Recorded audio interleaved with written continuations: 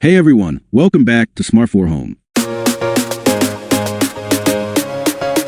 Today, we're going to show you 3 effective methods to fix your Blink camera when it's not working properly. Whether the connectivity issue or a glitch, these steps should help get your camera back up and running in no time.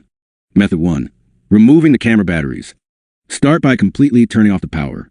If your Blink camera is connected to electric wires, like the Blink Video doorbell, switch off the doorbell chime circuit breaker. Next, locate and remove the battery cover. Different Blink camera models may have different ways to access the batteries. Take out the batteries and wait for 10 seconds before putting them back in. This simple power cycle can often resolve many camera issues. Method 2. Unplugging the sync module.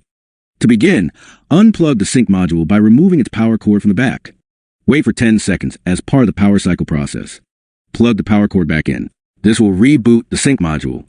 Watch for the indicator light to turn from blue to green or blink green, indicating it's ready for setup. Method 3. Using the reset button. Locate the reset button on your Blink camera or sync module. It's typically found on the bottom side of the device. Press and hold the reset button for more than 5 seconds using a non-sharp tool like a paperclip or small screwdriver.